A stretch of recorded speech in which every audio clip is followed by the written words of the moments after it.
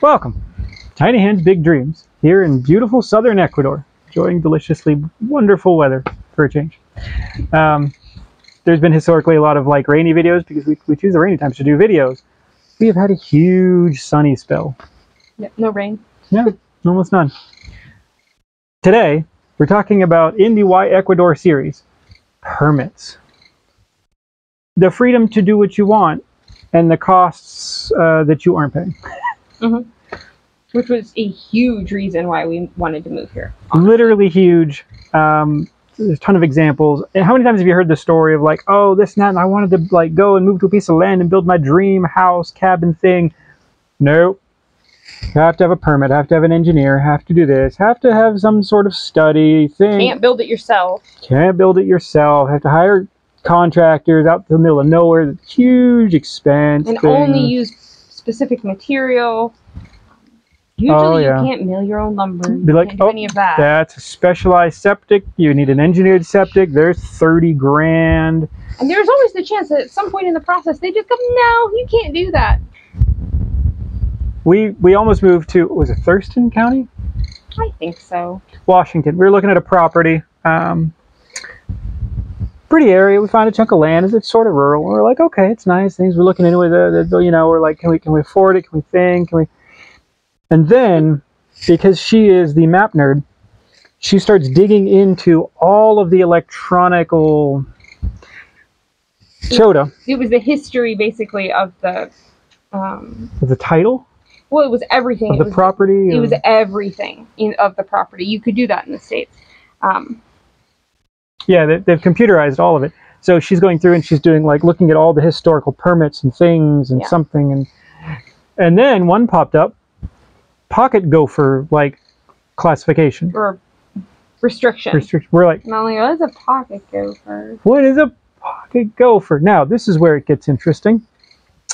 There's a 3-tiered system for pocket gopher classification for your property that they assign somehow by someone you don't know, and it is there are pocket gophers on your property and we have to protect them. Therefore, kabosh, all building, no moss.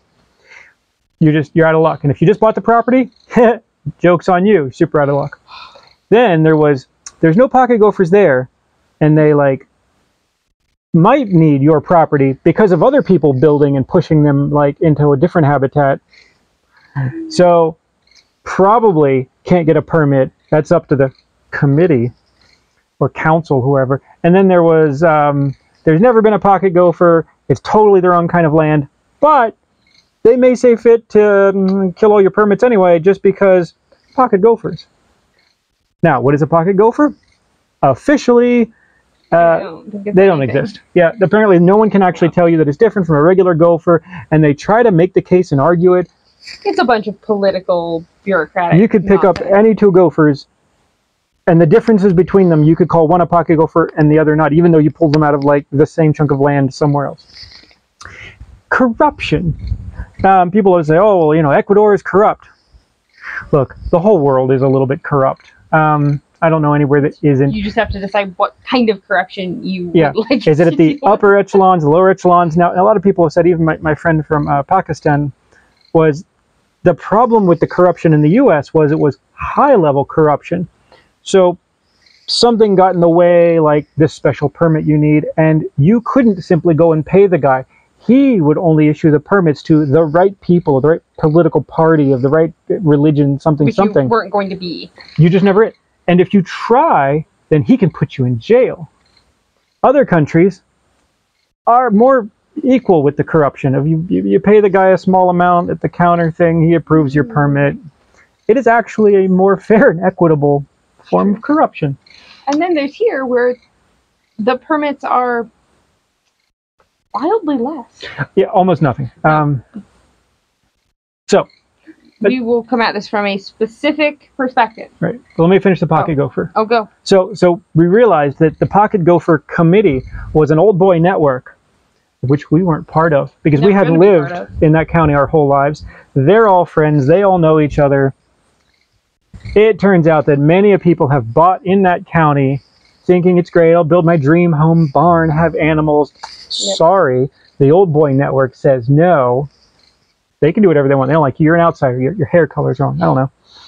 And then nobody will buy your property, so you end up selling it at a huge loss. Somebody makes money in the process. They controlled the whole thing through this fake entity called Pocket Gopher Protection. That was their scam. That's their hustle. Screw that. I think that was our last straw, honestly. We had every intention of building our forever property. Yeah. Our home, our homestead, everything. And that would have never worked in any of the states, and especially not in Washington. Not a chance. So that leads us to here. Yeah. Rural Ecuador. Now, I'm just going to make the very specific distinction. We are only talking about rural areas in Ecuador, not the cities. Specifically, we're in Zamora province. Southern Ecuador. Southern Ecuador. I would imagine probably this applies to most rural areas in the country. We don't have that exact information. So we checked on what do we need to build our house, our septic, our stuff, our electrical, our roof, our this and that, all, our grading for our driveway. We asked an engineer who works right down next to City Hall, and he goes, nothing. What? Nothing? And he goes, no, you're rural. You can do whatever you want. Kick ass. So yeah, that's what we're doing. This is the freedom of expression of things that we wanted in the U.S., land of the free, right? We found it here. So let's talk about like some of. So we sort of have a list here. We have a lovely list of the permits, restrictions, requirements, things that we know of in the U.S. Again, we only have the perspective of the U.S. versus rural Ecuador. We can't speak to other countries. We don't have that information. Yeah. Now, there was just a thing that popped up. It was a YouTube personality that they're like, oh, I really wanted to like move to this piece of land. It's rural and build their dream home. And reality then set in. No, you can't build your own house. No, you can't do it without, an engineer. No, you can't do it without. You can't do it with lumber you milled on your property. You can't. Without this, without that, the inspections, the something. He just couldn't. That was it. His life dream was quashed. Yep. Let that sink in for a minute. The bureaucracy. We could have very easily been in that same situation. We were about to. Had you not been like the super intensive, like, I'm just going to go dig through the government, like, crazy, like, hierarchical listing of things, of permits, of stuff, of history, of, like, who does that? Well. This girl. All right, so.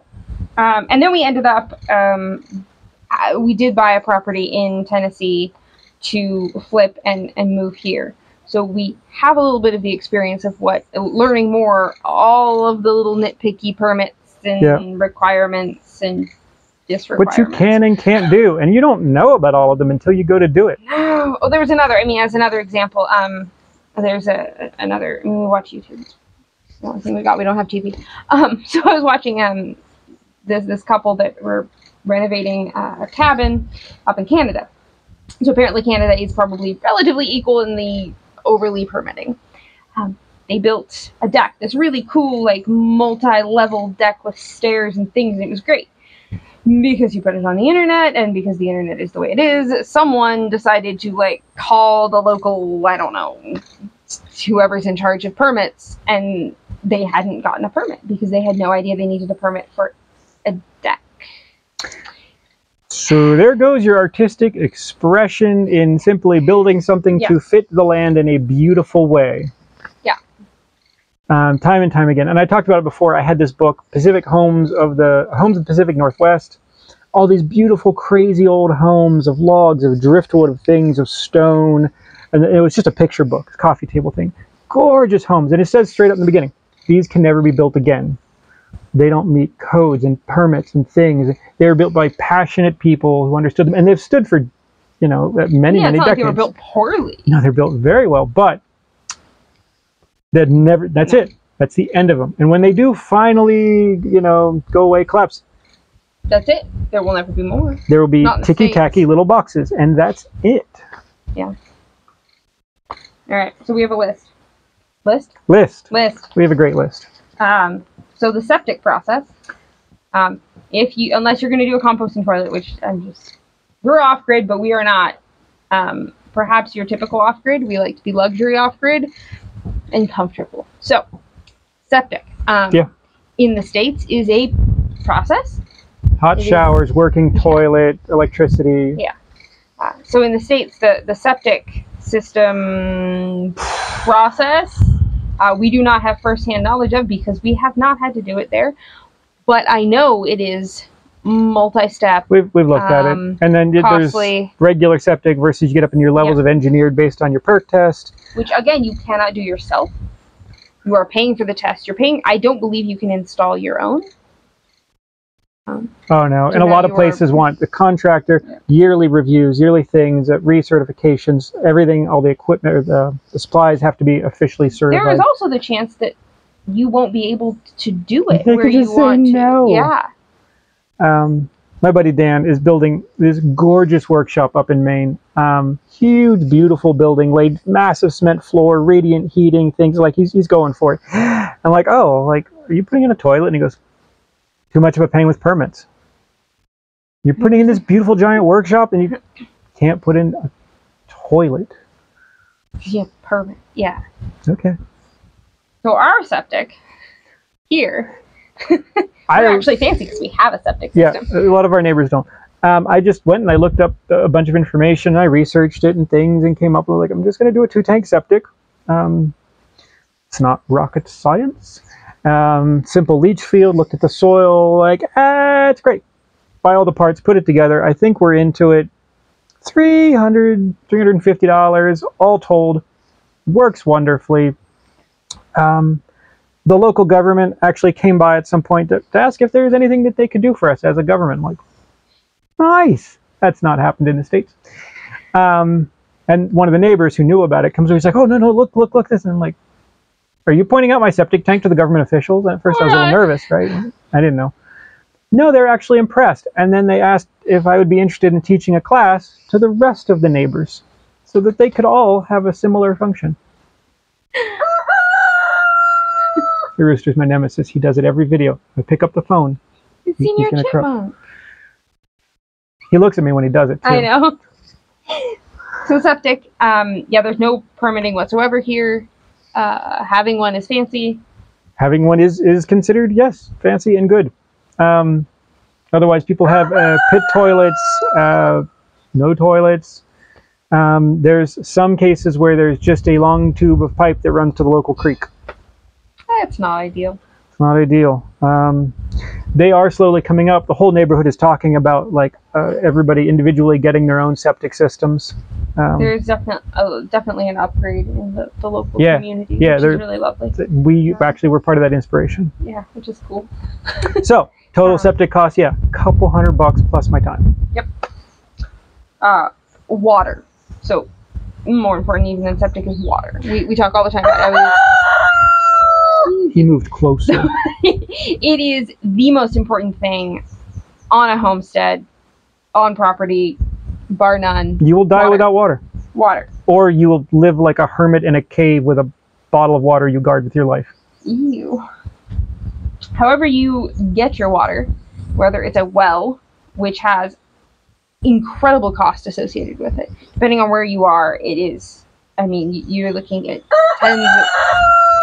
tens of thousands of dollars in some places. Well, there's the engineering cost to find it, then there's the drilling cost to punch it down, then you get, like, your whole, all right, that's...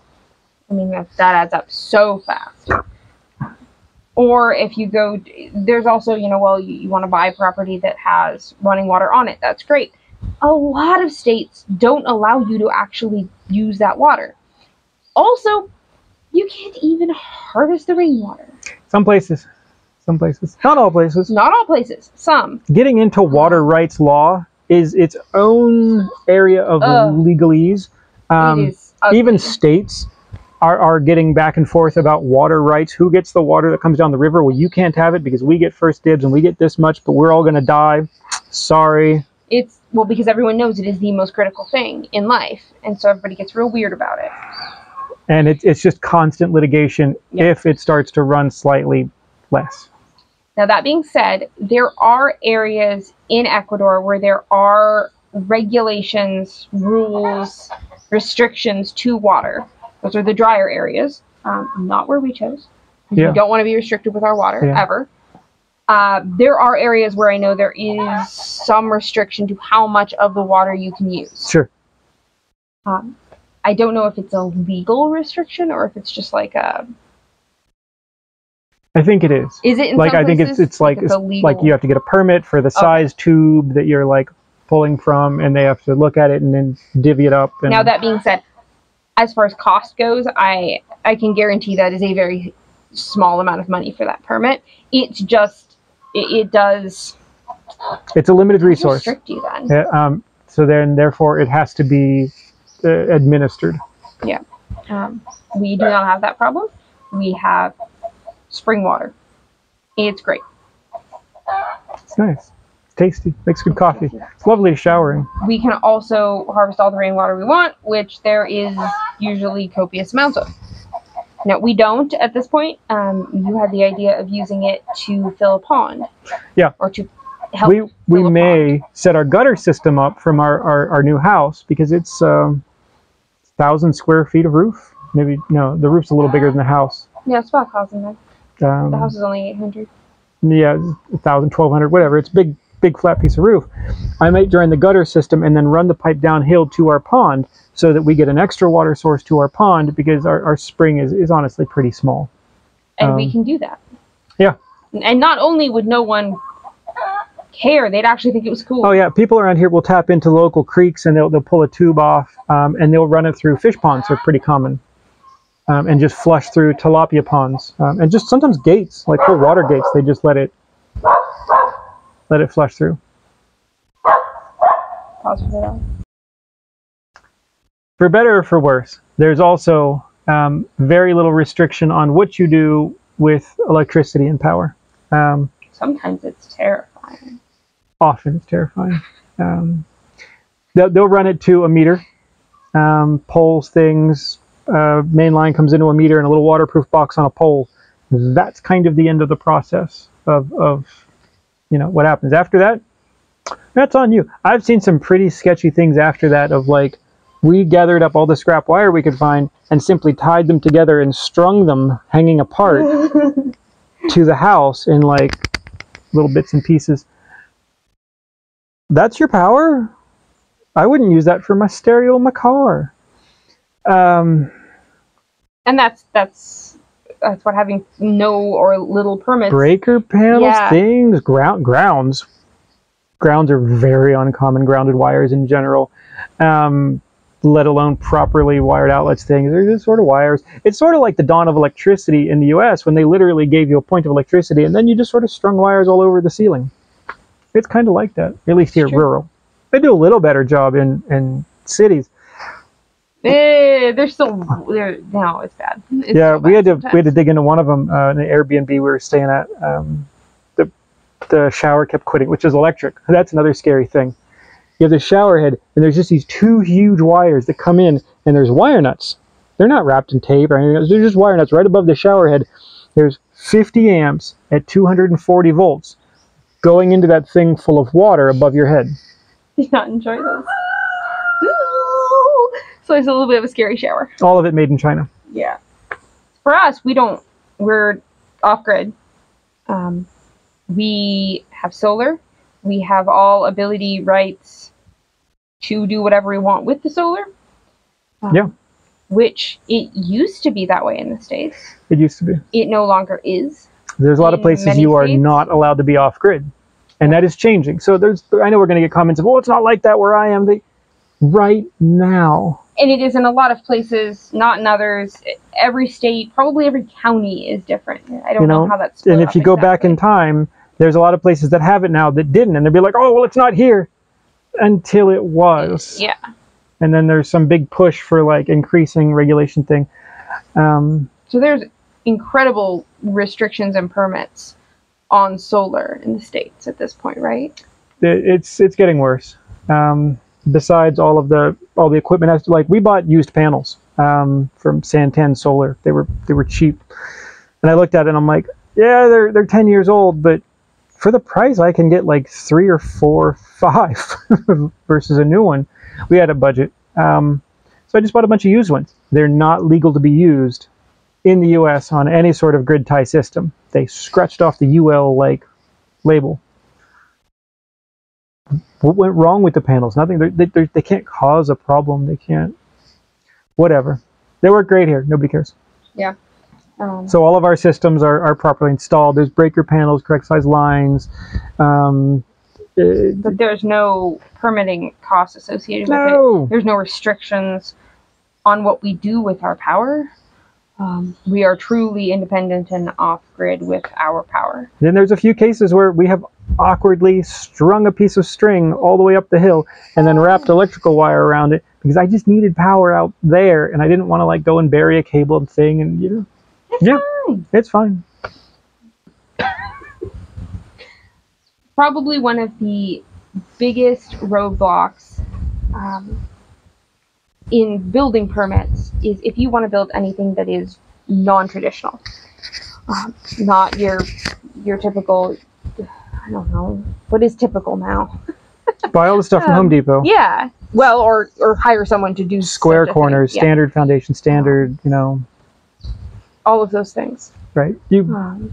Which we wanted to do. And you can do it in some states, in some counties, in some areas, in some places. Your adobe, your straw bale, cob, wattle and daub. Well, or, I mean, anything. Anything that's not traditional stick frame, brick build, cinder block. That also includes anything like that you have. I know some places if you have milled the lumber from your land, you cannot use that, which is so silly. So that's huge, and I see that all the time. There's a couple natural house building groups that I watch, and I notice how many people are like, well, where can I do this? Like, where in the States can I do this? I'm like, and everyone's like, well, you can get away with it. You can get away with it. And we'll get into that more later. You can get away with it. But we'll get into that more later. Yeah. That's an issue, though. But the restrictions on the type of building that you can do, and that doesn't even come down to just having building costs or permitting costs. I mean, it is literally just not allowed in so many places. Yeah. Which, I mean, I could get into the ridiculousness of that because from a sustainability, an environmental standpoint, it's all better. Yeah.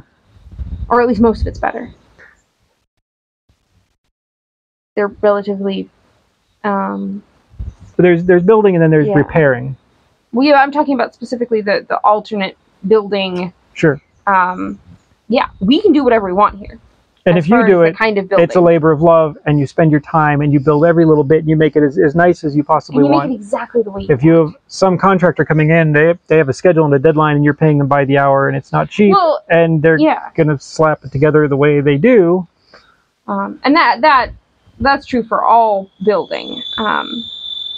You cannot, in most places in the States, build alternative structures made of mud. You can't do it. And if you can, there are restrictions on those. So there are restrictions on sizing. You'll see a lot of it. And I wondered this for a while. Why so many of I think it's like the straw bale houses, why they're all so small. Well, it turns out that if it is a certain size, and by certain size I mean really small, little one room, tiny thing, it is allowed in a lot of places where an actual proper sized house is not. Yeah. So you have restrictions on size. You get that with deckings and things, sheds. It's under 10 by 10 or 10 by 12. Magically. Then there's like less, and you can do it. Or if it's unattached versus attached versus. So as far as here goes, permanent versus just sitting on the ground, to be like, so if a tornado can take it away, totally good. If I do a good job and anchor it, super bad, have to get permits. So as far as Ecuador goes, adobe is super common in areas. Wattle and daub, which is also called quincha, isn't, I don't think, super popular anymore in Ecuador, but I know it was in Peru. Yeah.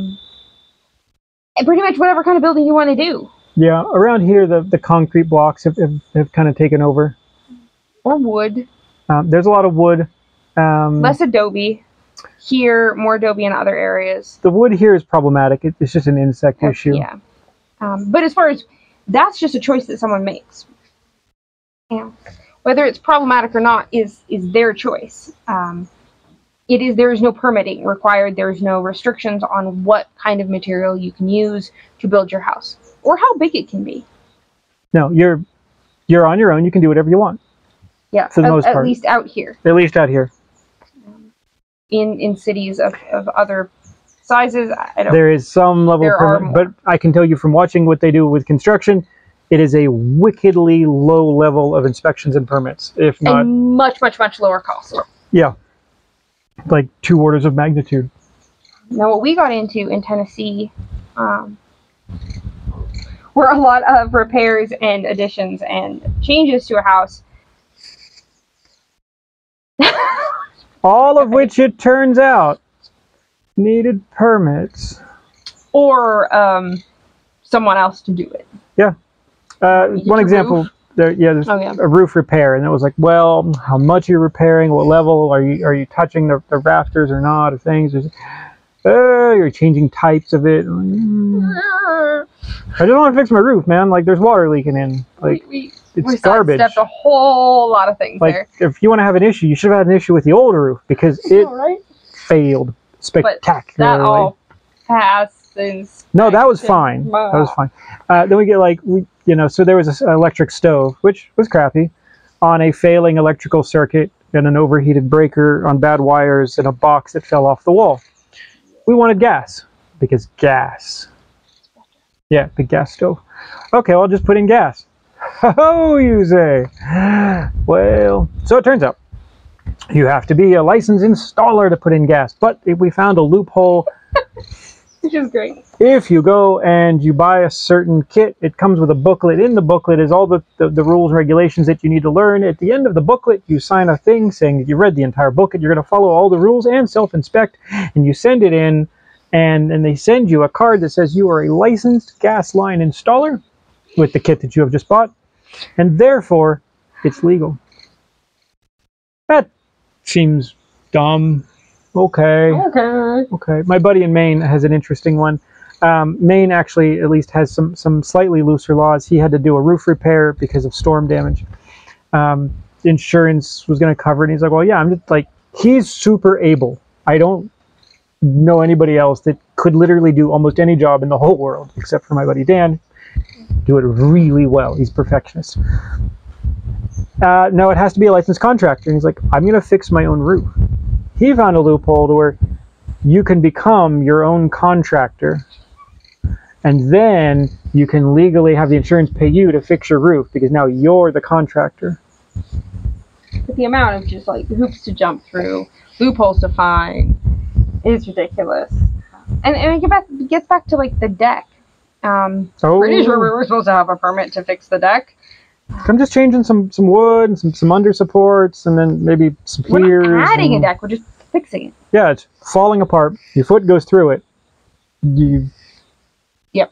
Yeah, I'm trying to do a good job here. Same with any sort of addition. You can't just, your family's grown, you want to put on an addition for a new bedroom. I think, no, can't do that. We have a lady here up the road a bit, and we saw it, and she built this tiny little cinder block or cement block house. When I say tiny, I don't know, 10 by 14? Yeah. It was a whole house. And block, 2 windows, a door, and a roof. And we're like, okay, all right. Windows. That was it. Like, you splurged on the windows and door, right? And then, at some point I stopped. They also sell vegetables out of their truck. They have a little farm. So I stopped. I'm like, this is not like, are you building a little store or something for your vegetables? They always park the truck there. They're like, no, it's our house. Ew. Which, I mean, we can't. We can't say anything. We live in tents. We do. But I'm like, that's... Okay. Okay. And I thought that was kind of it. I just couldn't have imagined living in something that small. But then, some months later, all of a sudden I see a new line of blocks appear off the side. And then, like, some walls go up, and then another chunk of roof. I'm like, okay, all right. And then off the back, there was... They flattened the clay, and then again, some more blocks. And then they built a bathroom. Oh. And then some months later, another couple of lines of blocks. And they would lay a line of blocks, like, every week or so, like when they had money, when they think. And all of a sudden, this house is slowly expanding out as they have money, as they have time. They're building it for their family, by their own means. Yeah. Huh. What a natural and organic way to do it, actually. Yeah. It really makes far more sense. Take care of basic needs, expand when you can afford it. Not like live in debt-based society and then have to spend all the money up front and pay it forever. It's true. As far as permitting goes, there's none. No. That's it. Yeah. There's just none. You want to add something, you want to build. And some of this also, I mean, we didn't put this on the list, but other structures. Oh, sure. A barn, a shed, house, a secondary dwelling unit for your mother-in-law. You know, like, that's a big thing where they're like, oh, we're now allowing in certain places you to have a secondary, like, like, I don't know what they call it. It's like an ADU or some other little micro house behind for a kid or a parent. And that's like, you weren't allowed to just no, you weren't. Here, you can build whatever you want on your land. You could make a whole encampment of little houses. Fine. It's curiosity to them. Like, okay, it's your land. You can do whatever you want to do. Okay, so this is not technically building permits or restrictions, but it is possibly one of the most frustrating, difficult, problematic things in the States. So you buy a property. You buy your beautiful dream property. You have no structure on it. You don't have money to just hire someone to come build the thing, or you want to do it yourself. You want to go live there. You want to live there in an RV, a tent, a shack. Because you spent all your money to buy said property. Yeah. I mean, that's... No. So we ran into this. I had a lovely, beautiful RV. It was a 1957 Greyhound bus, converted out. Gorgeous, beautiful. Lived in it for, gosh, nearly a decade. Loved it. We had every intention of living in it for a little while longer while building a house, because proximity is usefulness. Commuting to your work site drastically reduces your hours worked. Well, it also, you're paying for two places, essentially. Yeah. Which is silly. It's silly. So we're like, we'll go and we'll park it. It's great. And while we build the gardens and the land of the things, we'll live in that, and then we'll build a house. Oh, no. No. Nowhere in the U.S. are you allowed to do that. Not anymore. You'll hear people, well, you can get away with it here or there in this county, or I see people doing it. None of that is legal. And at any point, a code inspector comes by because of whatever reason, ex-girlfriend, neighbor thing, knocks on the door and like, you're in violation, here's fines, and get out. And you have no recourse. I knew someone in Washington. They lived in their bus for at least a year on like a friend's property, and obviously they knew they weren't technically supposed to, but you're out rural, okay, sure. Nope, gotta get out, go. There's no warning, there's no things, there's no time. You had like a week, like leave. Yeah. So the get away with it depends on the person. Some people are like, oh, whatever, I'll just get away with whatever I can until I'm told to leave, and they just sort of meander through life like that, of just like, well, or you know, you're building a house and you're like, well, I'll just not do the permits and I'll just get away with it. I'm like, well, okay, but what happens when you don't? Sure. So then there's the other type of people like us who will have constant anxiety that disturbs your life, your sleep, your thing, about like, oh my gosh, like total showstopper, we could be like thrown out, fined. Or you could have property that then you can't do anything with because you can't get a permit. Yeah, and to get the permit, like, you have to start with a thing and then a septic, then you have to show your house plans to get that permit, which means you had to do all your engineering up front, you had to do... And I've heard the stories of people who, buy a property, don't realize any of this, just decide I like they can't get a permit for something for whatever reason because of the property or whatever, and they're like, well, I'm just gonna do it anyway. Okay. So that's a choice.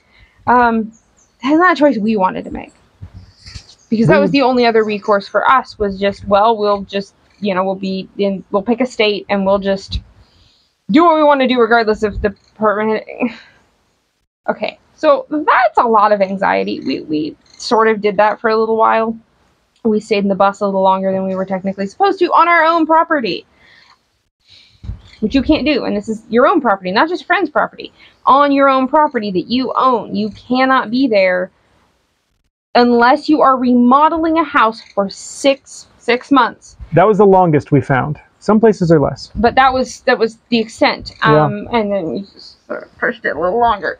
Yeah, I had anxiety about it. Yeah. It's like, oh man, anybody could, like, at any point decide to come bug us about it, and like, oh, what are we gonna do? It's not what we wanted. Yeah, the house was unlivable, bad, toxic things. Like, to push us into the house at that point would have been bad for our health. So we tried to make the best choice possible. And so that's, I mean, I guess this was a little less why Ecuador and more honestly why not the US. And that's not usually our intention. We don't tend to try to skew towards the negative, but there's also just facts. Like, this is not our opinion. This is factual. Like, we tried, we started, and we bounced, and we looked, and we things, and this was the giant spreadsheet of, like, where can we do what we want to do? We want to live naturally. We want to be self-sufficient legally. Build our own house. We want to build our own house legally. We want to be able to live in it. We want to, like, not have onerous burden of things of always having to pay all these fees and taxes and afford it, because at the way things are right now in the States, the idea of being self-sufficient and not having to have 2 full-time jobs is sort of just like a pipe dream. You're not going to be able to do that because the cost of building said homestead is just way too high right now because of all of the, you can't do it yourself. You have to pay everybody and pay the permits and pay the things, and yeah, it's a huge chunk of money. Just to kind of get going there. So we have our video series, we have a playlist, our $3,000 house project. That's it. That is right now. Our whole budget is $3,000, plus our labor, which, you know, we're billing out a penny an hour. Get lucky. So, but it's just our family. Nobody's helping us. There's no. Mm-hmm. So $3,000, we are going to build a lovely 2-bath, 4-bedroom home for our family to be comfortable and to hopefully pass on to future generations. That's the average permitting cost in the US for a house is like $1,600 up to average, up to, like, I think this was $8,500. Sure. And just for the house. So you look at the house, the septic, the water, the things, the something to this, the driveway, the modification. Easily over $10,000. By the time you get into septic and water and everything else. Oh, septic. Well, if you're doing a well, that could be $10,000 right there. So your permitting costs, and then your added expense for what it takes to get it done, like, say, get water, versus what it takes to do it per the requirements of the official codes and things, that all adds on top of what do you actually need to do it. There is also the amount of time that takes. Getting permits is not an instant thing.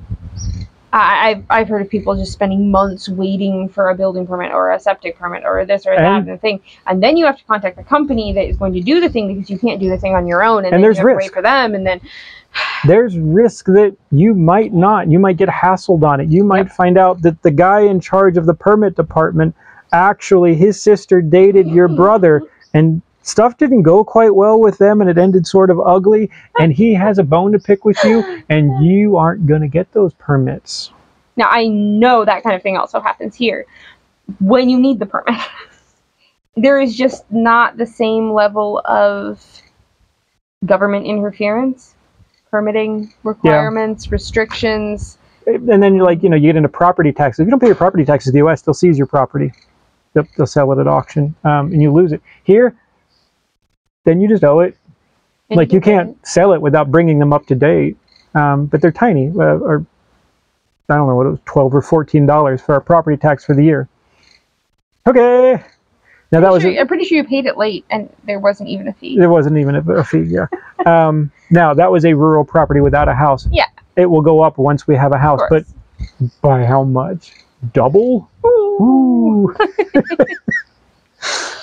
Yeah. I'll probably just take some croissants and things and thank them for charging me only $26 for my yearly taxes. So we've gotten that question several times about what permits are required and what sorts of restrictions there are out here, and the answer is sort of nothing. Yeah. Yeah. That's really it. There's nothing. You can do what you want. This is why Ecuador. This was part of our giant list of can we do what we want? Yes. Oh. Is all the other things we wanted? Does it fit our requirements for what we wanted in our life? Yes. Can we afford it? Oh. So yes. So here we are. And we're just enjoying our forever spring summer thing. And we're just building our house, and it's really kind of amazing that we're just doing it, and we're doing it from material on the land. Yeah, mostly. I'm taking trees that were long and skinny, and they're now becoming rafters, and I'm fitting them all in and things, and it's all up to me. Is it going to be a good structure? Like how you made that all up to you. Well, the structural integrity of said structure. Is it going to fall in? Is it going to withstand bugs and wind and rain and And we've also been able, and this might seem like a small thing until you're building a house. We've changed it. Now, not the main idea, but we've been maybe we should do it this way. Well, maybe we'll do it this way. Well, maybe we'll we're gonna push this wall a foot. Maybe we'll do this. Maybe there'll be one step instead of two, or three instead of one. Or you can't do that if you have had the blueprint, the engineer, the thing. I don't even know all of the things. All the change orders have to go through. Just to change one little thing. Yeah. Oh, we're just up there and we're digging in the dirt and go, Mom, I think we should change that thing. Or, hey, let's do this instead. Yeah. And there we are. And it's looking really good. And it's all coming together really well. We're going to put up another house update. House update soon. Yeah. This week? Yeah. This week? Sunday. Sunday. So the plan is, now it's official, now you have to do it. Yeah. And it's really great. I kind of love it. We're just doing what we want to do. Why we chose Ecuador. So, hopefully this was educational, informative, and interesting. Please share it with other people. Subscribe, like it if you so deem fit, and we'll make some more. Yeah. See you for the next one.